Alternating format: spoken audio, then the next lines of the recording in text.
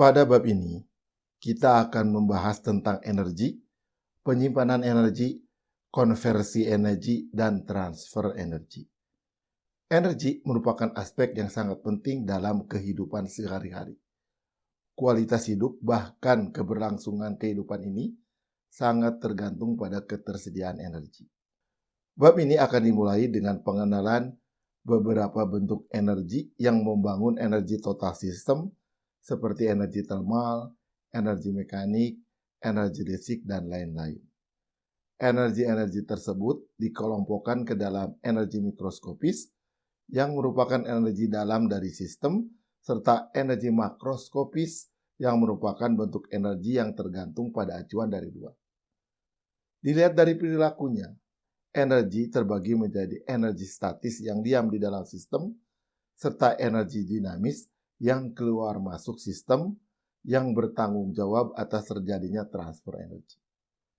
Pada sistem tertutup, transfer energi hanya dapat dilakukan melalui perpindahan kalor atau kerja. Hukum yang paling dikenal yang berhubungan dengan energi adalah hukum ke-1 termodinamika yang tidak lain adalah hukum tentang konservasi energi. Energi tidak dapat diciptakan dan tidak dapat dihilangkan. Energi hanya dapat diubah dari satu bentuk ke bentuk lainnya. Konversi energi dari satu bentuk energi ke bentuk energi lainnya selalu menghasilkan efisiensi konversi yang lebih kecil dari 100%. Sehingga selalu ada energi yang terbuang ke lingkungan. Karena itu pada bagian akhir akan kita bahas pengaruh konversi energi terhadap lingkungan yang sekarang menjadi isu utama di berbagai negara di dunia ini. Topik-topik kuliah pada bab 3. Berikut ini adalah topik-topik yang akan kita bahas pada bab 3 ini. Mulai dari tujuan pembelajaran, bentuk-bentuk energi beserta perpindahannya, hukum ke-1 termodinamika yang merupakan salah satu konsep inti dari kuliah ini, konversi energi serta pengaruh konversi energi terhadap lingkungan. Untuk versi slide interaktif, bagian akhir akan berisi latihan soal baik yang bertipe MC, yang merupakan soal bertipe Fundamental Engineering Test, maupun soal essay terguided. Latihan soal dapat juga dilakukan melalui situs e-learning TF. Tujuan pembelajaran. Berikut adalah tujuan pembelajaran untuk bab ini, di mana setelah mempelajari bab ini, mahasiswa diharapkan dapat memiliki kemampuan seperti yang ditampilkan pada slide ini. Yang garis besarnya adalah mahasiswa harus mengenal konsep, energi, serta bentuk-bentuk energi yang ada di alam, energi makroskopis dan mikroskopis, transfer energi melalui kalor dan kerja, energi statis dan energi dinamis, hukum pertama termodinamika yang merupakan hukum tentang konservasi energi, serta efisiensi dari suatu proses konversi energi dan pengaruh konversi terhadap lingkungan. Prinsip konservasi energi yang merupakan ekspresi dari hukum ke-1 termodinamika sudah tidak asing lagi bagi kita. Tapi apakah betul kita mengetahui dengan baik apa itu arti dari konservasi energi? Untuk mengetes seberapa mengertikah kita tentang konsep konservasi energi, mari kita lihat gambar pada slide ini. Gambar ini memperlihatkan sebuah ruangan yang tertutup rapat sehingga tidak ada udara yang bisa keluar masuk ruangan, serta ruangan terisolasi secara termal. Yang di dalamnya berisi sebuah lemari es yang pintunya sengaja dibuka serta sebuah kipas angin untuk mensirkulasi udara. Keduanya dalam keadaan dinyalakan. Pertanyaannya adalah, setelah 5 jam, apakah temperatur di dalam ruangan itu akan naik, tetap, atau bahkan turun? Silakan Anda pikirkan sejenak. Jadi saya ulangi, ini adalah ruangan tertutup dan terisolasi secara termal. Di dalamnya ada lemari es yang dibiarkan terbuka serta kipas angin yang mensirkulasi udara. Keduanya dalam keadaan dijalankan. Pertanyaannya, setelah 5 jam, apakah temperatur di dalam ruangan ini akan naik, tetap, atau bahkan turun? Mungkin ada yang berpikiran, karena lemari es dibiarkan terbuka dan udara disirkulasi oleh kipas angin, maka efeknya seperti kita menggunakan AC di dalam ruangan, sehingga suhu ruangan akan turun. Apakah Anda termasuk yang memiliki pikiran seperti itu? Atau mungkin ada juga yang perhatiannya terfokus pada kata isolasi, sehingga berpikiran karena sistem terisolasi, maka tidak akan ada pertukaran energi dengan lingkungan, sehingga temperatur ruangan akan tetap. Apakah Anda yang termasuk berpikiran seperti ini? Sudahkah Anda putuskan pendapat Anda? Jika pendapat Anda termasuk dalam salah satu dari dua pendapat di atas, maka Anda belum paham benar apa yang dimaksud dengan konservasi energi. Baik, saya akan jelaskan. Pada kasus di atas, ruangan tertutup rapat sehingga bisa dianggap sebagai sistem yang tertutup. Pada sistem tertutup, massa tidak dapat keluar masuk, tapi energi dapat keluar masuk sistem sebagai kalor atau kerja. Karena ruangan terisolasi secara termal, maka pertukaran energi dalam bentuk kalor tidak mungkin terjadi. Namun, pertukaran energi dalam bentuk kerja dapat terjadi.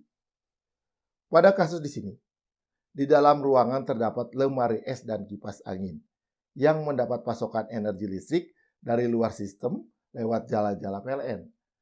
Sehingga ada energi berupa kerja listrik yang masuk ke dalam sistem.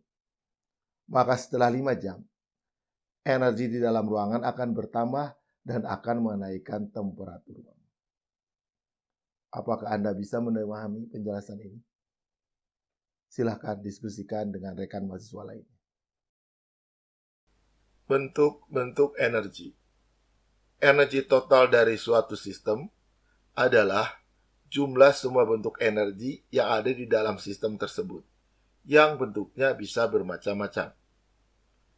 Energi sistem dapat berupa energi termal, energi mekanik, energi kinetik, energi potensial, energi listrik, energi magnetik, energi kimia, serta energi nuklir.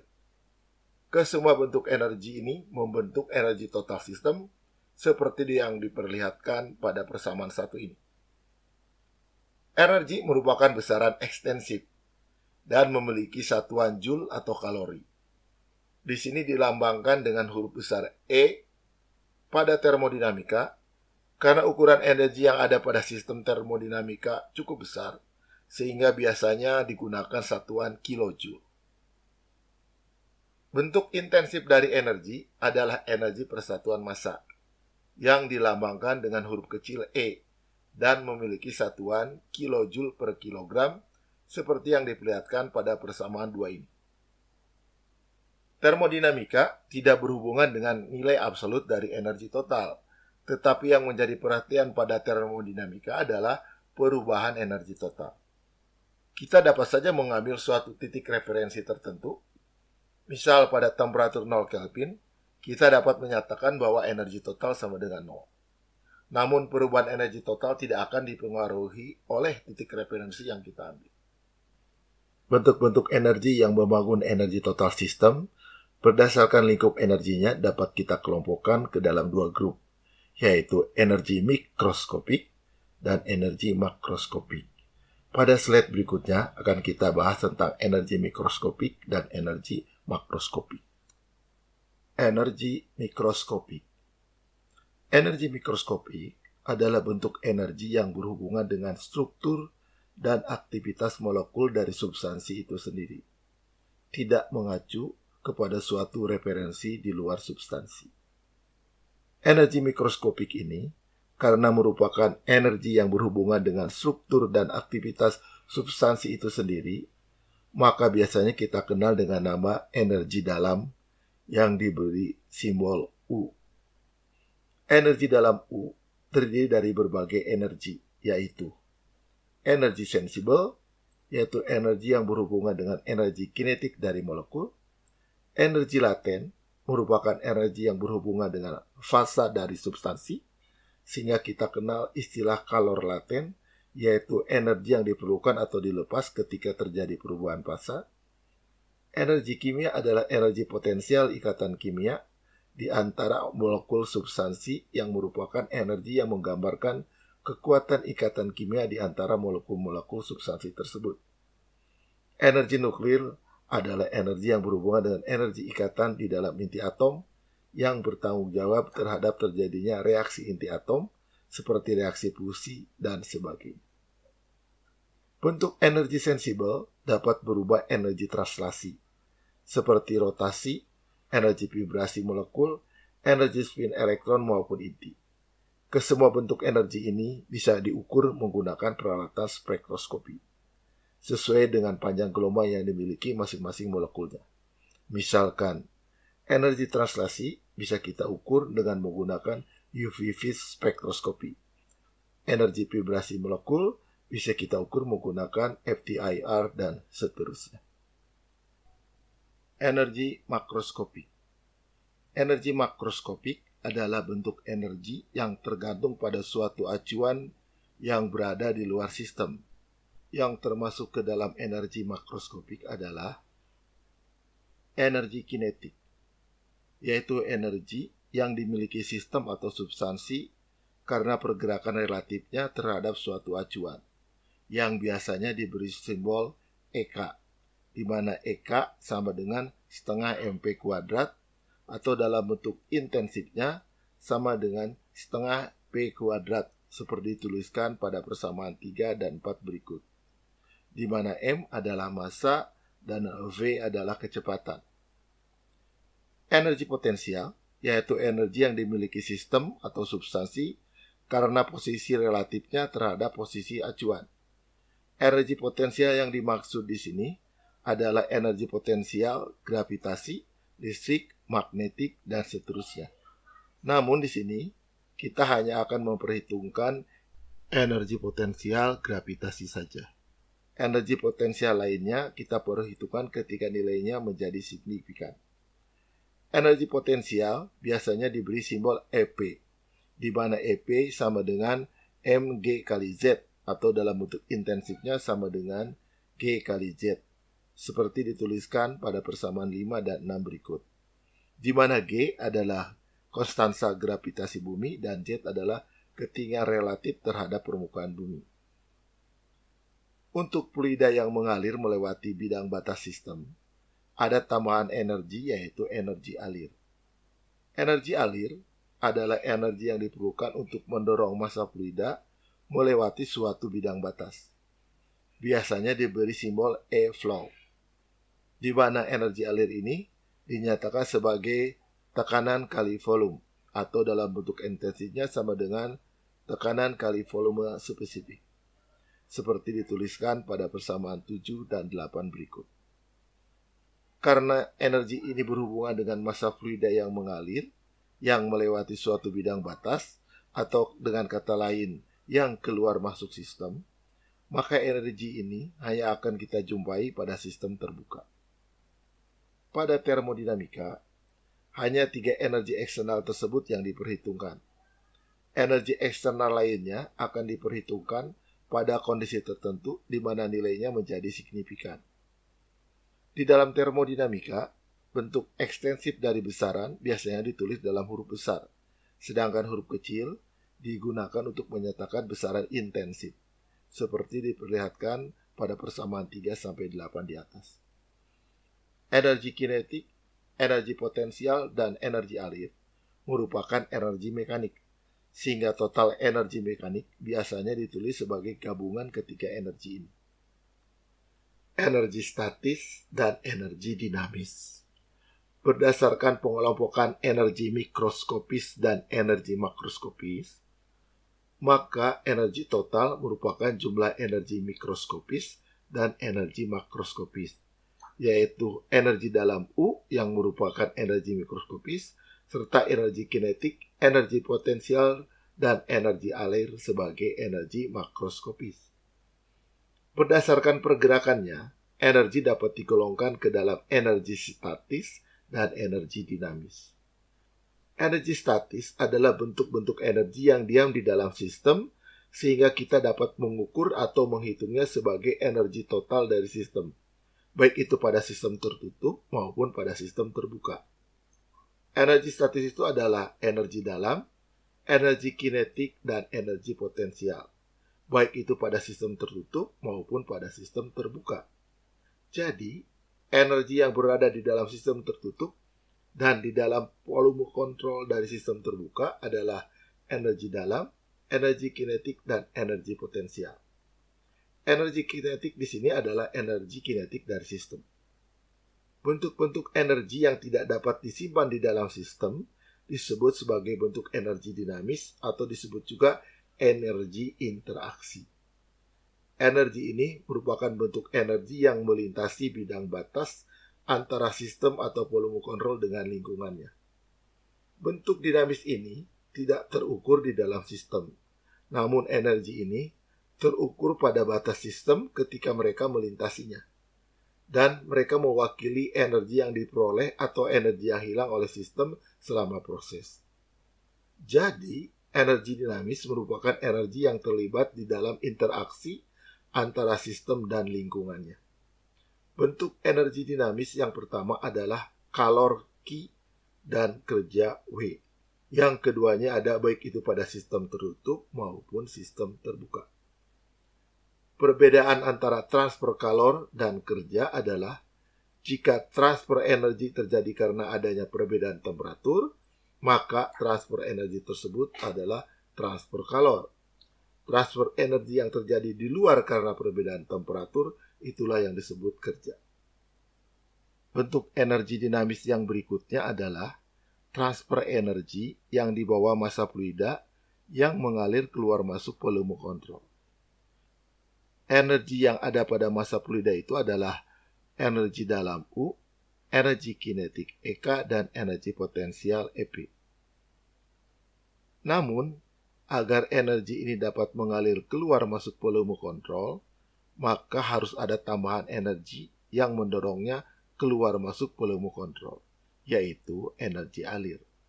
Sehingga energi yang dibawa oleh massa keluar masuk volume kontrol adalah energi alir tekanan kali volume spesifik, energi dalam U, energi kinetik EK, dan energi potensial EP. Energi alir tekanan kali volume spesifik ditambah energi dalam U tidak lain adalah entalpi H. Sehingga energi yang dibawa massa keluar masuk volume kontrol adalah entalpi H, energi kinetik EK, dan energi potensial EP.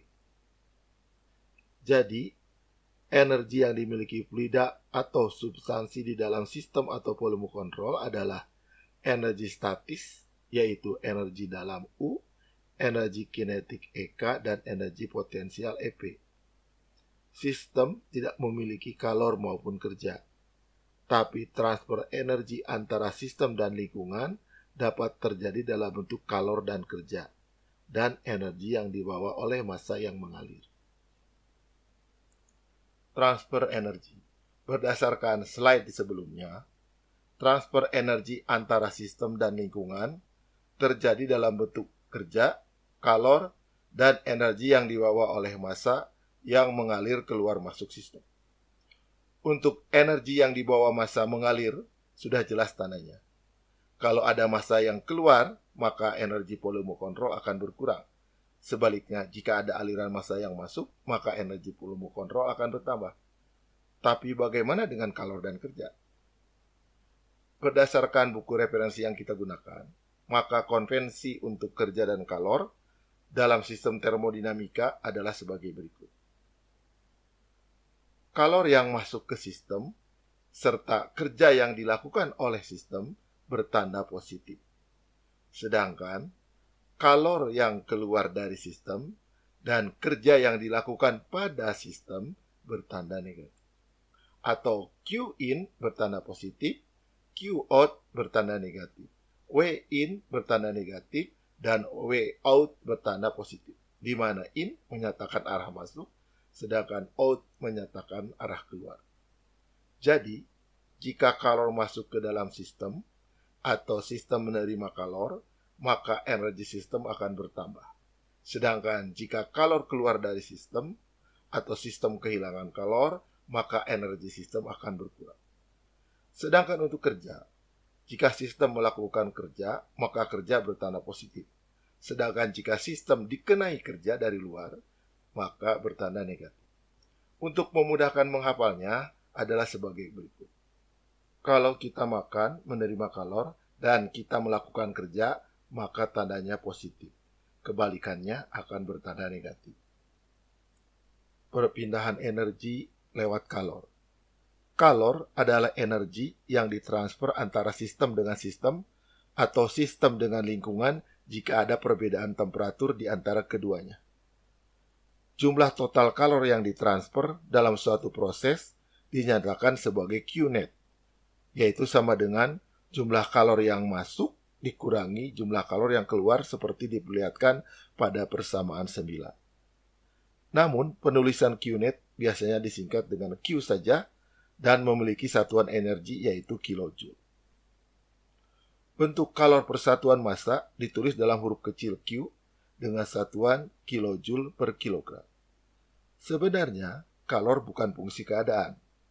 Pemakaian huruf kecil Q untuk mengimbangi dengan bentuk properti intensif energi lainnya yang merupakan fungsi keadaan, seperti energi dalam U dan entalpi H. Untuk kasus sistem terbuka, bentuk yang umum digunakan adalah dalam bentuk laju transfer kalor, yang dinyatakan dalam simbol Q dot dan memiliki satuan kilojoule per detik atau kilowatt. Total kalor yang ditransfer dapat dihitung dengan mengintegrasikan terhadap waktu sepanjang atau selama terjadinya transfer kalor, seperti yang diperlihatkan pada persamaan 11. Jika dinding sistem terisolasi atau prosesnya terjadi secara adiabatik, maka walaupun ada perbedaan temperatur, tapi transfer energi berupa kalor tidak dapat terjadi, atau Q sama dengan 0.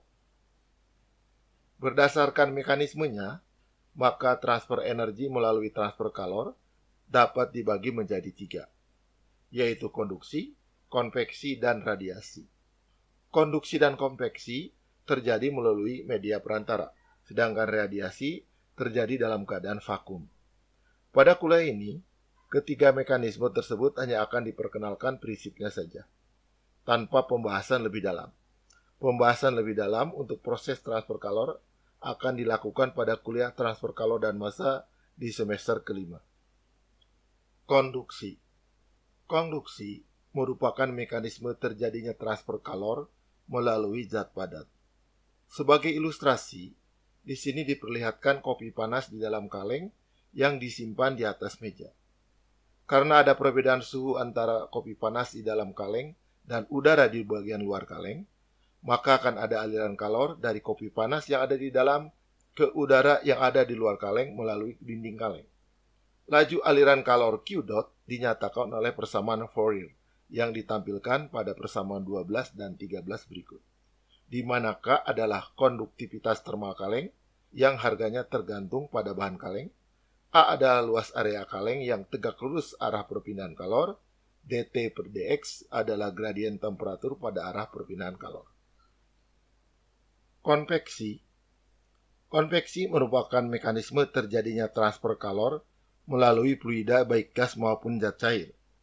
Sebagai ilustrasi di sini, diperlihatkan secangkir kopi panas yang disimpan di atas meja.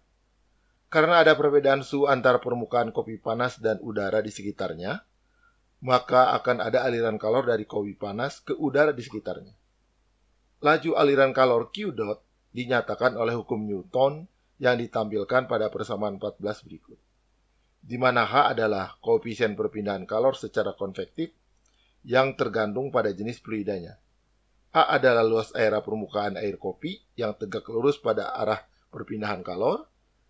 TS adalah temperatur permukaan air kopi, dan TF adalah temperatur udara di sekeliling kopi. Radiasi. Berbeda dengan konduksi dan konveksi, di mana mekanisme perambatan kalor terjadi karena adanya phonon scattering, maka pada radiasi, perambatan kalor terjadi karena adanya radiasi atau penjalaran gelombang karena benda hitam, atau black body radiation. Laju aliran kalor Q dot dinyatakan oleh hukum Stefan Boltzmann yang ditampilkan pada persamaan 15 berikut ini. Di mana epsilon adalah emisivitas benda hitam yang akan bernilai 0 sampai 1 dan nilainya tergantung pada kondisi dan warna benda hitam. Sigma adalah konstanta Stefan Boltzmann, A adalah luas area permukaan benda hitam, Ts adalah temperatur permukaan benda hitam, dan T surrounding adalah temperatur di sekitarnya. Ketiga proses perpindahan kalor ini sebenarnya adalah proses transien, karena perpindahan kalor menyebabkan temperatur di kedua sisi berubah, sehingga laju aliran kalor pun seharusnya berubah-ubah. Namun untuk kemudahan, di kuliah termodinamika ini kita anggap transfer kalor terjadi secara tunai.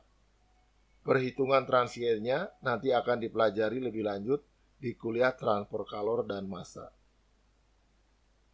Transfer energi lewat kerja. Jika transfer energi terjadi tapi bukan disebabkan oleh perbedaan temperatur, maka transfer energi tersebut terjadi dalam bentuk kerja. Kerja dapat memiliki berbagai bentuk, sehingga kerja total merupakan jumlah dari semua kerja yang ada. Secara garis besar, di termodinamika kerja terbagi dalam dua kelompok, yaitu kerja bidang batas dan kerja di luar bidang batas atau dikelompokkan menjadi kerja others atau kerja lainnya.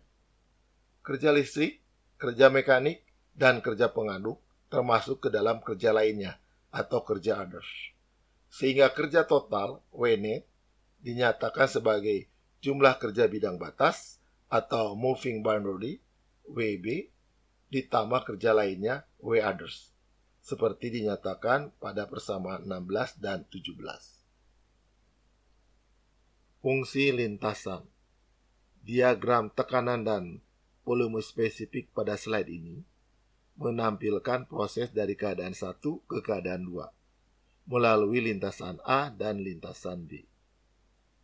Perubahan volume spesifik selama proses yaitu delta V sama dengan V2 dikurangi V1, seperti dinyatakan oleh persamaan 18 berikut ini. Harga V2 dan V1 tidak tergantung lintasan, sehingga delta V baik yang melalui lintasan A maupun yang melalui lintasan B akan tetap sama, yaitu V2 min V1 sama dengan delta V, seperti ditampilkan pada persamaan 19. Jadi, perubahan besaran termodinamika volume spesifik yang merupakan properti intensif tidak tergantung kepada lintasan, tapi tergantung kepada keadaan awal dan keadaan akhir proses saja. Perubahan kerja untuk proses dari titik 1 ke titik 2 dinyatakan oleh persamaan 20, di mana W12 adalah sama dengan delta W. Namun kerja menurut definisi adalah gaya yang bekerja sepanjang suatu jarak. Kalau lintasannya beda, maka jarak dan arahnya akan berbeda, sehingga kerjanya akan berbeda pula. Karena itu, kerja W12 lewat lintasan A tidak sama dengan W12 lewat lintasan B. Sehingga perubahan kerja, seperti halnya juga perubahan kalor, tergantung lintasan. Karena itu, kerja dan kalor bukan properti termodinamika, sehingga tidak akan pernah ada di dalam tabel properti termodinamika substansi manapun. Kerja lainnya. Kerja adalah transfer energi yang dinyatakan oleh suatu gaya yang bekerja sepanjang suatu jarak. Jika gaya yang menimbulkan kerja tersebut tidak berhubungan dengan apa yang ada di dalam bidang batas, maka termasuk ke dalam kerja lainnya atau W others.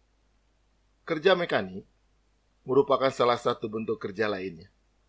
Pada kerja mekanik, kerja didefinisikan sebagai gaya mekanik F yang bekerja di sepanjang jarak S, seperti ditampilkan pada persamaan 22. Kerja listrik merupakan salah satu bentuk kerja lainnya juga. Namun, pada kerja listrik, biasanya dinyatakan dalam bentuk laju kerja dengan satuan kilowatt, seperti ditampilkan pada persamaan 23. Sedangkan persamaan 24 merupakan kerja listrik yang dihasilkan dalam selang waktu delta T, sehingga memiliki satuan kilojoule. Sebenarnya, semua kerja dapat dinyatakan sebagai perkalian gaya kali jarak pergerakan. Untuk kasus kerja listrik berhubungan dengan gaya listrik serta perpindahan muatan sejauh D. Mari kita buktikan dengan mengubah persamaan 24 V kali I kali dt menjadi bentuk F kali D. V sama dengan E kali D, di mana V adalah tegangan listrik, E adalah medan listrik, dan D adalah jarak yang memisahkan muatan listrik. Sedangkan E sama dengan F per Q, di mana F adalah gaya listrik dan Q adalah muatan listrik. Sehingga V sama dengan FD per Q. Sedangkan kita tahu arus adalah muatan persatuan waktu atau I sama dengan Q per dt. Sehingga V kali I kali dt sama dengan FD per Q kali Q per dt kali dt sama dengan F kali D. Jadi, kita berhasil membuktikan bahwa semua bentuk kerja dapat dituliskan dalam F kali D, gaya F yang bekerja sepanjang suatu jarak D. Jadi, kerja listrik merupakan kerja yang diperlukan oleh gaya listrik F untuk memindahkan muatan listrik sejauh D. Bentuk kerja lainnya masih banyak, seperti kerja pengaduk, kerja pegas, dan lain-lain. Kerja bidang batas. Kerja bidang batas adalah kerja pada perkakas piston silinder yang disebabkan oleh fluida yang ada di dalam bidang batas yang menghasilkan gaya F yang mendorong piston bergerak sejauh ds, sehingga dinamai kerja bidang batas. Kerja bidang batas adalah kerja yang dibutuhkan untuk menggerakkan piston sejauh ds pada piston silinder yang diilustrasikan pada gambar di slide ini, yang dinyatakan sebagai F kali ds. Pada piston silinder, pergerakan piston disebabkan oleh tekanan P sehingga volume piston berubah. Sehingga kita harus merubah dari bentuk F dan ds menjadi bentuk persamaan yang melibatkan tekanan P dan volume V. Kita tahu tekanan adalah gaya persatuan luas, sehingga gaya adalah tekanan kali luas atau F sama dengan P kali A. Sehingga persamaan di atas berubah seperti ditampilkan di slide ini. Luas penampang piston A kali pergerakan ds tidak lain adalah perubahan volume dV, sehingga persamaan di atas berubah menjadi persamaan 25. Kerja total dapat kita hitung dengan mengintegrasikan persamaan 25, seperti yang diperlihatkan pada persamaan 26 berikut ini. Persamaan ini menghitung kerja yang dilakukan pada proses dari titik 1 ke titik 2. Jika kita mengetahui hubungan antara tekanan P dengan volume V, maka secara matematik kita akan dapat menyelesaikan persamaan di atas. Aktualnya, kerja WB di sini tidak hanya kerja piston oleh tekanan fluida yang ada di dalam piston saja, tetapi termasuk kerja untuk melawan gesekan pada dinding silinder, serta kerja untuk melawan tekanan atmosfer dari luar. Sehingga bentuk lengkap dari persamaan 26 berubah menjadi persamaan 28. Namun biasanya pada soal, tambahan gaya tersebut sering diabaikan, sehingga umumnya hanya menggunakan persamaan 26 saja. Pada gambar di sini, diilustrasikan proses yang terjadi dari keadaan 1 ke keadaan 2 melalui lintasan A, B, dan C. Berdasarkan persamaan 26, kerja bidang batas untuk kasus ini ditampilkan di bagian bawah gambar. Arti matematis dari persamaan integrasi menyatakan bahwa kerja bidang batas adalah luas di bawah kurva lintasan dari keadaan 1 ke keadaan 2. Karena kerja bidang batas merupakan luas di bawah kurva lintasan, maka dari grafik dapat terlihat bahwa luas di bawah kurva lintasan C lebih besar dibandingkan luas kurva di bawah lintasan B dan A. Sehingga WC lebih besar dari WD, lebih besar dari WA.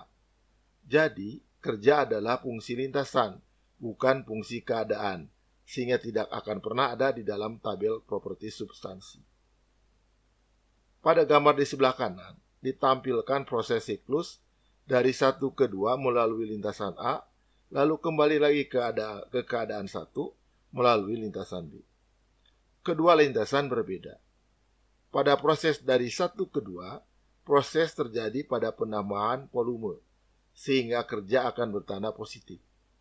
Sedangkan pada proses sebaliknya, yaitu dari 2 ke 1, volume proses berkurang sehingga kerja akan bertanda negatif. Sehingga kerja total siklus tidak lain adalah luas kurva di bawah lintasan A dikurangi luas kurva di bawah lintasan B, yang secara besarnya tidak lain adalah W net, luas area yang berwarna oranye yang diapit oleh lintasan B dan lintasan A. Berdasarkan slide sebelumnya, kerja adalah fungsi lintasan. Sehingga jika kita tahu secara persis lintasan prosesnya, kita akan bisa mengetahui hubungan antara tekanan dengan volume. Maka kita dapat menghitung kerja dengan menyelesaikan integral dari persamaan duanya. Untuk proses yang berlangsung pada volume konstan, seperti yang digambarkan pada diagram tekanan dan volume spesifik di sini, luas area di bawah kurva sama dengan 0, karena garis proses tegak lurus pada volume konstan. Jadi, untuk proses pada volume konstan, karena dV sama dengan 0, maka integral persamaan tersebut bernilai 0. Sehingga, untuk proses volume konstan, kerja bidang batas sama dengan 0, seperti yang diperlihatkan pada persamaan 29. Untuk proses yang berlangsung pada tekanan konstan, seperti yang digambarkan pada diagram proses tekanan dan volume spesifik di sini, tekanan konstan tidak tergantung volume atau P bukan fungsi dari V. Sehingga secara matematis, P bisa dikeluarkan dari integrasi. Persamaan WB menjadi P kali integral dV. Sehingga kita dapat dengan mudah mengintegrasikannya. Dan diperoleh WB sama dengan P kali V2 min V1, seperti diperlihatkan pada persamaan 30 berikut ini. Sehingga secara matematis, P bisa dikeluarkan dari integrasi. Persamaan WB menjadi P kali integral dV. Sehingga kita dapat dengan mudah mengintegrasikannya. Dan diperoleh WB sama dengan P kali V2 min V1, seperti diperlihatkan pada persamaan 30 berikut ini.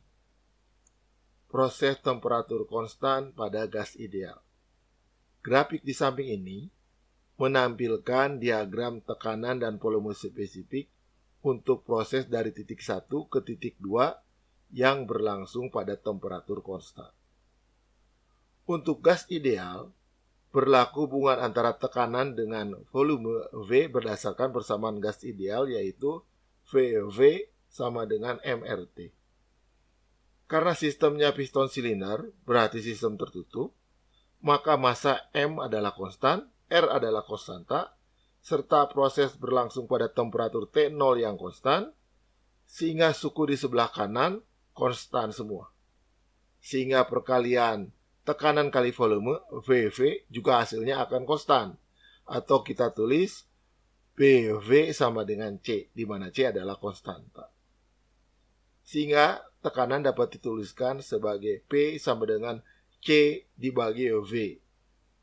Jika kita ganti P pada persamaan P dV dengan C per V, lalu kita integrasikan terhadap dV, maka akan diperoleh persamaan 31. C adalah konstanta yang nilainya sama dengan MR kali T0 atau sama dengan harga P1 kali V1 atau P2 kali V2. Kita bisa pilih berdasarkan harga besaran yang diketahui. Misal, jika kita tahu nilai tekanan P dan volume V awal, maka kerja bidang batas bisa kita hitung berdasarkan persamaan 32 berikut ini. Untuk proses politropik, di mana berlaku hubungan tekanan dan volume sebagai P, V pangkat N sama dengan C, di mana C sama dengan konstanta. Hubungan antara tekanan P dan volume V dapat memiliki berbagai bentuk atau politropik.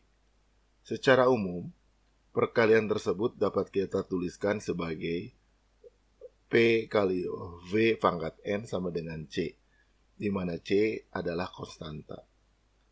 Harga eksponen N tergantung dari prosesnya, seperti ditampilkan pada tabel di slide ini. Untuk gas ideal yang mengalami proses adiabatik, maka N sama dengan K, di mana harga K untuk berbagai gas dapat dicari pada tabel yang ada di bagian belakang dari buku acuan. Harga K adalah kapasitas kalor pada tekanan konstan dibagi harga kapasitas kalor pada volume konstan. Kerja bidang batas untuk berbagai proses tersebut dapat diperoleh dengan mengintegrasikan persamaan 33. Untuk N tidak sama dengan 1, maka kita peroleh harga kerja bidang batas seperti ditampilkan pada persamaan 34 berikut ini. Sedangkan untuk N sama dengan 1, kerja bidang batas dapat dihitung menggunakan persamaan 35 ini. Hukum pertama termodinamika. Hukum pertama termodinamika merupakan ekspresi dari prinsip kekekalan energi, di mana jumlah total energi yang masuk ke dalam sistem dikurangi jumlah total energi yang keluar dari sistem akan sama dengan perubahan jumlah total energi yang ada di dalam sistem. Seperti yang sudah dibahas sebelumnya, berdasarkan keberadaannya, energi terbagi ke dalam energi statis dan energi dinamis.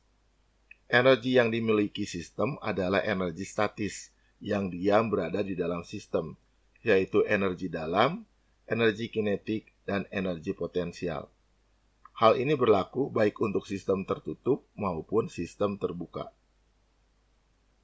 Sehingga perubahan energi di dalam sistem atau delta E sistem adalah jumlah perubahan energi dalam ditambah perubahan energi kinetik ditambah perubahan energi potensial atau DU ditambah DEK ditambah DFP seperti yang ditampilkan pada persamaan 38.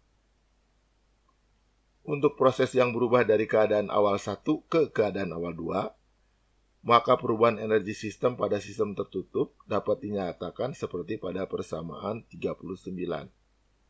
Energi total U, EK, dan EP pada keadaan akhir 2 dikurangi energi total U, EK, EP pada keadaan awal 1 dalam satuan kilojoule. Untuk sistem tertutup, karena massa sistem konstan, maka kita dapat menuliskan dalam bentuk properti intensifnya, seperti yang ditampilkan pada persamaan 40 dalam satuan kilojoule per kilogram. Untuk sistem terbuka, massa awal dan massa akhir bisa berbeda, sehingga perubahan energi sistem pada sistem terbuka dinyatakan seperti pada persamaan 41, di mana massa awal M1 bisa tidak sama dengan massa akhir M2.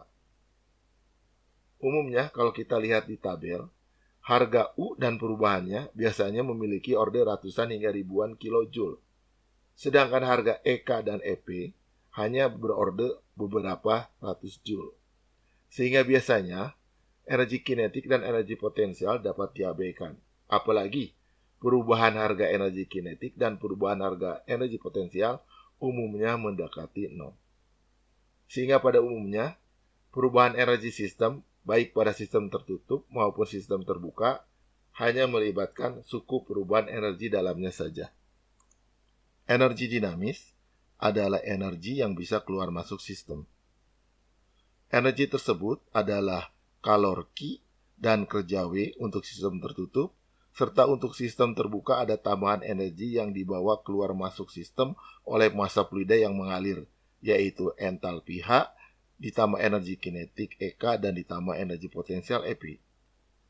Sehingga secara umum, jumlah total energi yang keluar masuk sistem ditampilkan pada persamaan 42. Untuk sistem tertutup, karena tidak ada massa yang keluar masuk sistem, maka jumlah total energi yang keluar masuk sistem menjadi seperti yang ditampilkan pada persamaan 43 ini.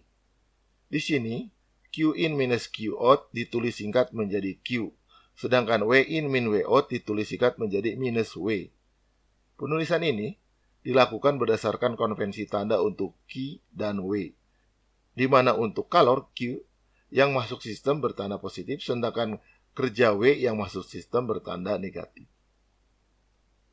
Untuk sistem terbuka, jumlah total energi yang keluar masuk sistem ditampilkan pada persamaan 44, di mana selain Q dan W, ada energi yang dibawa keluar masuk sistem oleh aliran massa fluida, yang terdiri dari entalpi H, energi kinetik EK, dan energi potensial EP.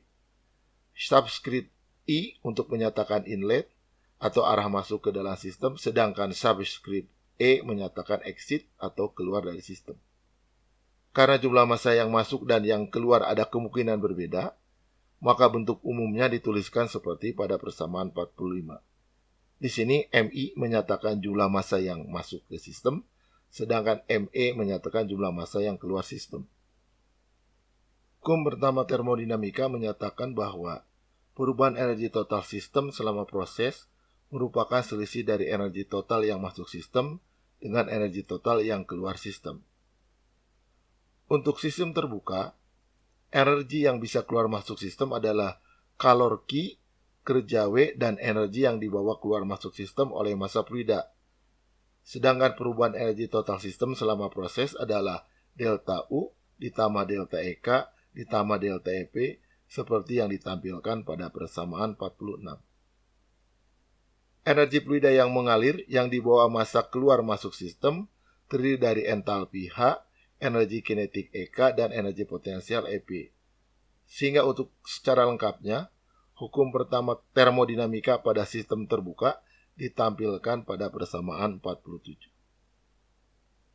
Pada umumnya, perubahan energi kinetik dan perubahan energi potensial dapat diabaikan karena mendekati nol atau nilainya sangat jauh dibandingkan dengan perubahan harga energi dalam. Sehingga hukum pertama termodinamika untuk sistem terbuka dapat ditulis secara lengkap pada persamaan 48. Ada 4 jenis massa yang terlibat di sini.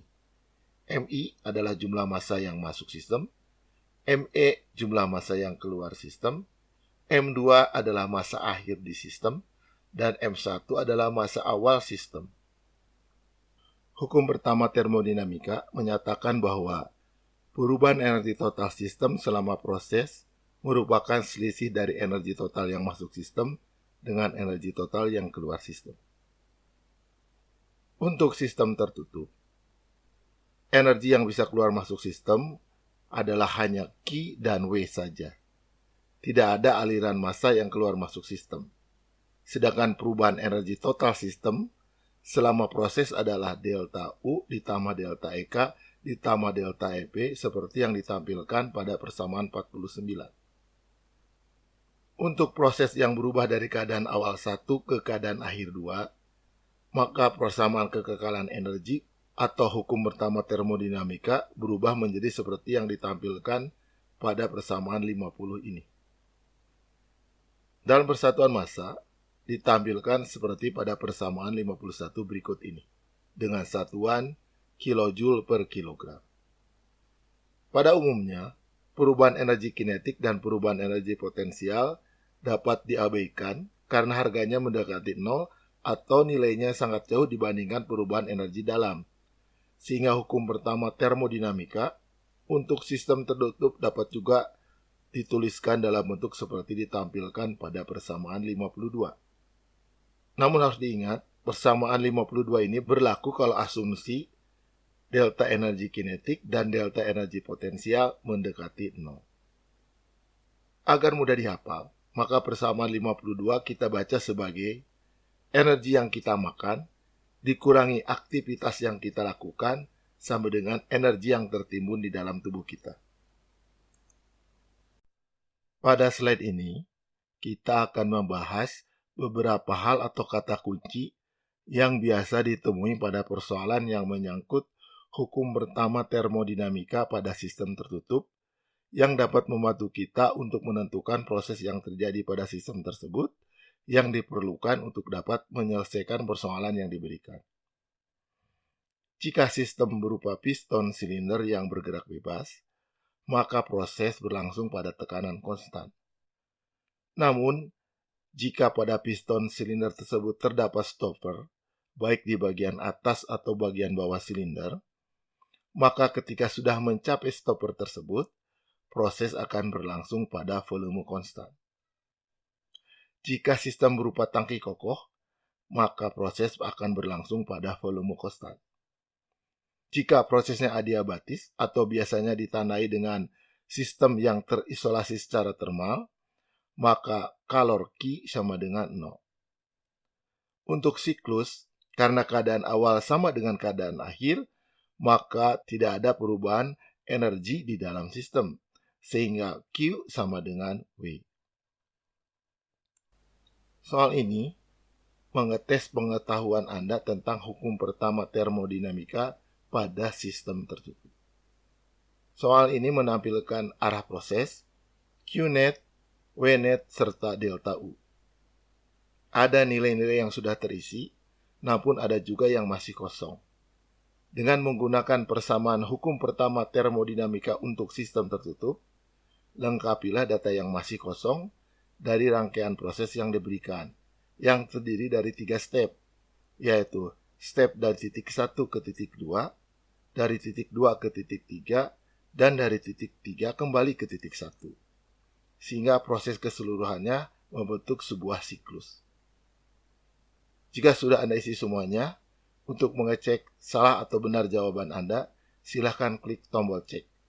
Selamat berlatih. Slide interaktif ini dapat Anda akses di e-learning tab ITB. Konversi energi adalah perubahan bentuk energi dari satu bentuk ke bentuk energi lainnya.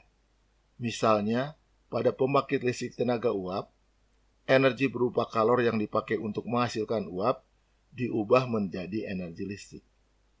Pada umumnya, proses konversi energi tidak dapat merubah secara keseluruhan bentuk energi awal menjadi bentuk energi yang diinginkan. Karena itu, kita mengenal istilah efisiensi atau unjuk kerja dari proses konversi energi, yang dirumuskan sebagai output yang diharapkan dibagi dengan input yang diperlukan, seperti diperlihatkan pada persamaan 44. Misalnya untuk kasus pemanas air. Efisiensi didefinisikan sebagai jumlah energi yang dibawa air panas dibagi dengan jumlah energi yang dibutuhkan untuk menghasilkan air panas tersebut, seperti yang diperlihatkan pada persamaan 45. Untuk proses pemanasan air dengan gas, biasanya memiliki efisiensi di antara 55-62%. Sedangkan untuk pemanas listrik, memiliki efisiensi antara 90-94%. Rendahnya efisiensi pemanasan dengan gas karena sistem pemanasan air dengan gas harus terbuka untuk membuang gas hasil pembakaran, sehingga ada sebagian energi yang ikut terbuang bersama gas buangan. Sedangkan pemanasan air dengan listrik, secara teoritis dapat menghasilkan efisiensi 100%, karena seluruh energi listrik dapat diubah seluruhnya menjadi kalor. Penurunan efisiensi dapat terjadi karena ada energi yang hilang dari sistem pemanas ke lingkungan. Kalau dilihat dari efisiensi, pemanas listrik jauh lebih baik dari pemanas gas. Namun kalau dilihat dari segi ekonomi, pemanas mana yang lebih murah biaya operasinya, kita harus memperhitungkan harga gas dan listrik untuk menghasilkan sejumlah energi yang sama. Biasanya harga gas akan jauh lebih murah dibanding harga listrik, sehingga ada kemungkinan pemanas gas lebih ekonomis dibandingkan dengan pemanas listrik. Untuk proses pembakaran, efisiensi didefinisikan sebagai jumlah energi yang dilepas selama pembakaran dibagi dengan nilai kalor bahan bakar atau biasa yang disebut dengan heating value. Di mana heating value didefinisikan sebagai jumlah kalor yang dilepaskan jika sejumlah satuan bahan bakar terbakar secara sempurna dan hasil pembakaran didinginkan ke temperatur ruang. Artinya, tidak ada energi yang terbuang. Harga heating value untuk bensin dapat dilihat pada data di slide ini. Jika hasil pembakaran keluar sebagai uap, terlihat harga heating value-nya lebih kecil karena akan ada kalor yang dapat terbuang yang terbawa oleh uap. Efisiensi total dari suatu proses merupakan perkalian dari semua efisiensi konversi energi yang ada di dalamnya, seperti diperlihatkan pada persamaan 46. Efisiensi total untuk berbagai mesin konversi energi dapat dilihat pada daftar yang ada di bawahnya. Pada tabel terlihat bahwa efisiensi konversi berkisar antara 26 sampai 60%. Dalam bidang pencahayaan dikenal istilah efisiasi, yang kira-kira artinya sama dengan efisiensi. Efisiasi didefinisikan sebagai jumlah intensitas cahaya dalam satuan lumen per watt yang dihasilkan oleh suatu sumber cahaya. Pada tabel ditampilkan harga efisiasi dari beberapa sumber pencahayaan beserta harga efisiensinya. Terlihat di sini lampu LED yang sekarang banyak dipakai memiliki efisiensi yang cukup tinggi. Pada tabel berikut ini ditampilkan data temperatur yang dapat dicapai, waktu yang diperlukan, energi yang dibutuhkan, serta biaya yang diperlukan untuk berbagai peralatan masak yang diambil dari sebuah buku terbitan Amerika. Dari data terlihat bahwa alat masak yang paling ekonomis adalah microwave.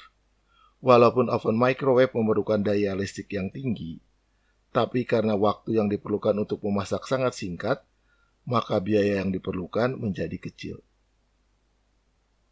Pada bagian sebelumnya, kita melihat bahwa pada proses konversi energi dari satu bentuk energi ke bentuk energi yang kita inginkan, selalu memiliki efisiensi yang kurang dari 100%.